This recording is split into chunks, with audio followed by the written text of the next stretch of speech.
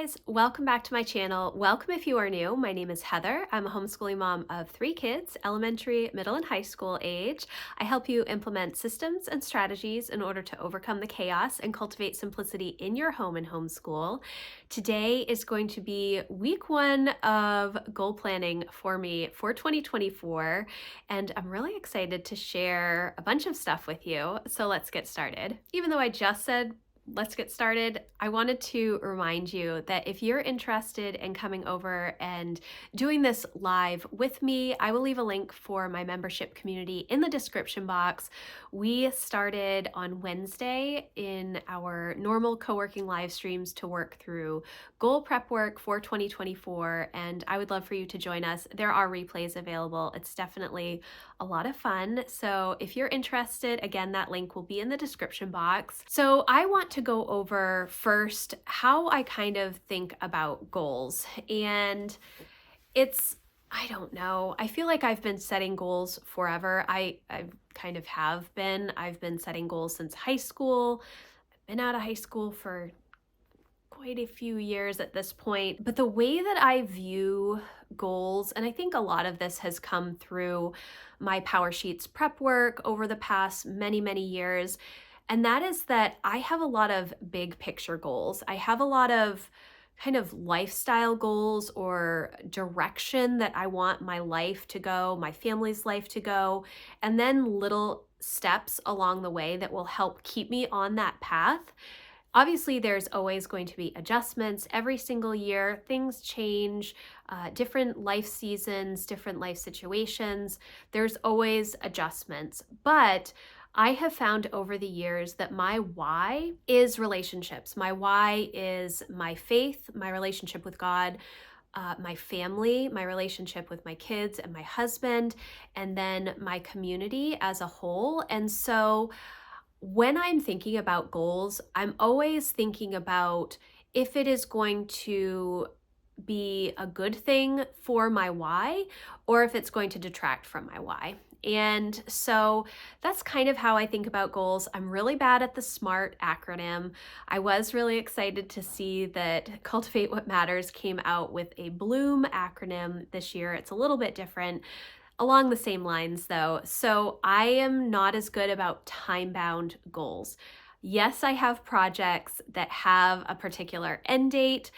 However, in the grand scheme of things, I give myself a lot of leeway with adjusting timelines depending on seasons. And so that's kind of my initial spiel so that you kind of understand where I'm coming from.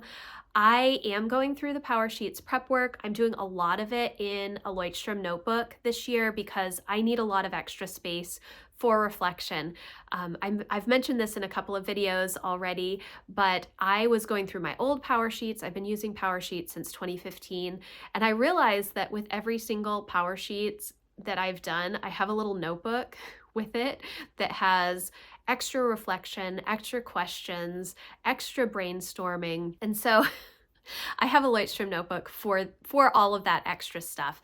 Now, my goal setting kind of starts around mid-October. I know that sounds extremely early, but around mid-October, I have a good understanding of how much time we have left in the year, how busy we are, especially during this stage in life with Emma in high school and Jack doing majority high school classes, their activities. And I know that I don't have a ton of time to implement new habits, create new systems or routines or rhythms throughout the last couple of months. And so I start a brain dump list usually around mid-October with things that I know I want to do in the new year that I don't think I will have time to do in the last couple of months of the year. Now, that doesn't mean that I won't get some of those things done on my list. It works really very much as a brain dump list. There will be tasks on it, not necessarily goal related, but it just gives me a place to put all of the thoughts so that I don't have to deal with them right in the moment. That really helps me to focus on what matters in the moment, to get things on paper to deal with at a later time. I know that I'm going to be coming back to those brain dump lists at some point in the future. So I don't need to focus on it, and my brain allows me to let it go. It wasn't always like that, and there are definitely seasons where I do brain dump lists frequently, and they essentially look the same. It's the same thoughts that I just keep thinking about and trying to get down on paper, but my brain doesn't always let them go.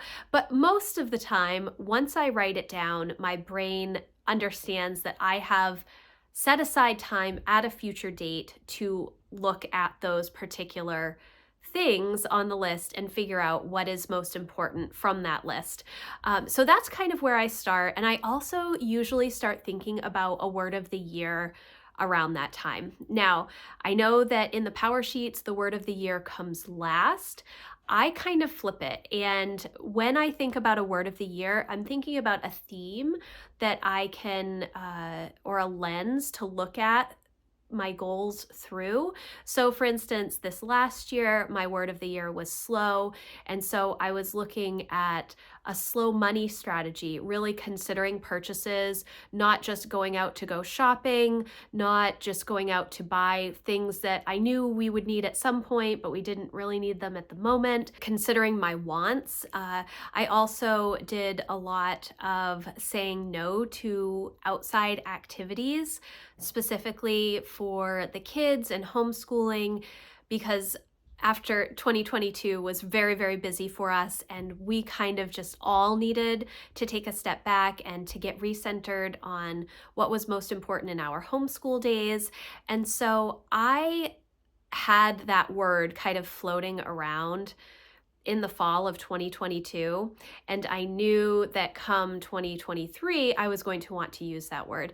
It's very similar to this year. I have a word that has been floating around. I'm not 100% set on it, but I usually will have a word in the back of my brain as I'm going through prep work. Not always, but I've been choosing a word of the year since 2012, I think, or 2013, and that's kind of how I've always done it. I've always used it as a theme to set my goals for the year, and I really like doing that. A few years ago, my word was life-giving, and it was centered around a lot of the Sally Clarkson books, A Life-Giving Home, Life-Giving Parent, Life-Giving Table, and a lot of the information from those books. I've had action, I've had margin, I have had live. So lots of different options out there. You don't have to choose a word, but this is just the process that I am sharing with you so that you understand where I'm coming from as we go through prep work together. So we start with a brain dump. You can start to separate those items into different categories. You can use the cultivated life evaluation categories. You can use your own categories. You can create new categories, rename categories, essentially whatever you want to do. It's more just to look at different areas and group things together so it's a little bit more manageable, and maybe you can see some themes throughout the different idea lists that you come up with.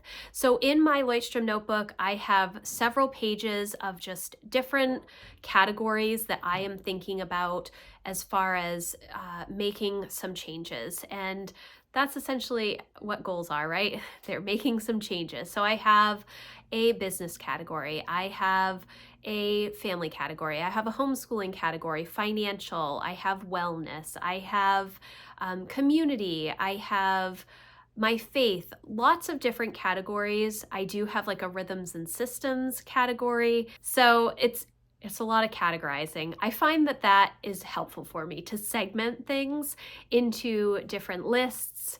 It helps me to not feel as overwhelmed as looking at just 2 pages of a brain dump. If everything is kind of put in different categories, it makes me feel a little bit better about things. So that's my next step. First step is the big brain dump list, but then as I get into December, I start organizing that brain dump list into different categories. Now, sometimes I will see that I have a lot of ideas about one particular category, and that to me shows me that that is an area that I really want to make improvement on. Now, within the Powersheets themselves, you have an opportunity to go through their cultivated life evaluation. That's what it is, cultivated life evaluation, where you go in and you kind of give yourself a grade for each of the different CLE categories. And That's kind of what I'm doing here, just in a list form rather than how they have it listed out here. I just need a little bit more space, and this works in coordination with the brainstorming your goals section, because those two places I'm kind of able to see where I need improvement, how I'm doing in those particular categories, as well as brainstorming things that I want to improve on in the next year.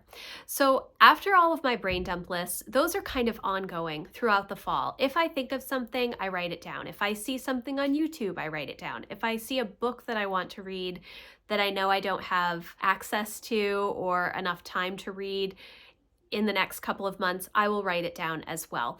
And then the next thing that I do is I start to work on a reflection. And that is just a whole year reflection. It is not focused on particular categories. I just, again, like to get all of the thoughts out of my head. I've heard a lot of people say that you shouldn't spend a lot of time on reflection. For me personally, I really enjoy it. I don't feel like it sets me back at all. In fact, I feel like it gives me a lot more motivation to see the areas that I want to change. So I start with a big overall reflection on my year, and then I move into things that went well, and then the challenges that I had, and then I move into my specific goal reflections. So that's kind of where we're going to end for this video. It's all about just getting all of the information that is in your head out on paper, and then you can consider it. You know, you organize these ideas, you think about how your year as a whole was, the things that you may want to change, the things that went really well that you want to continue to cultivate and foster in the new year. You don't want to give up all of the good things that you did in favor of just a bunch of change. A lot of the good things that happen this year will still need maintenance over the next year. At least that's how my goals tend to work.